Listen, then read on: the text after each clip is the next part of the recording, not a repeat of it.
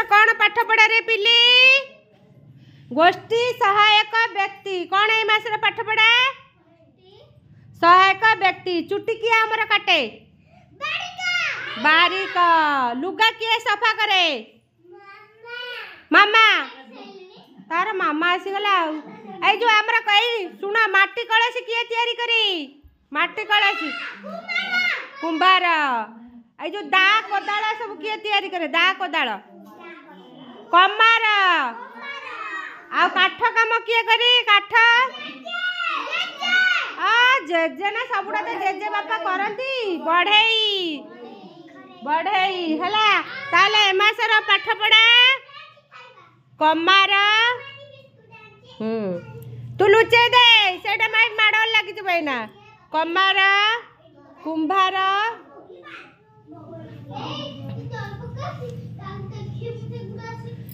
ए किए चगला होची मते कहबे ना के से सुनु नांती तांटे लेखि दे तापरे तांको पढ़ेया को पड़िबो संग माने बढ़ई तापरे दरजी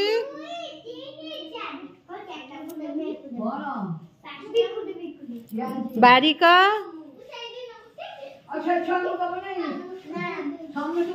ए किछि खोल ना ना माडल लागी जिवो मुआ खाई सारा पाठ पढ़ी सारा तापरे खोलिबो हला ए जो दामे जो तमरे ड्रेस पटा पई सब कोउठ की जा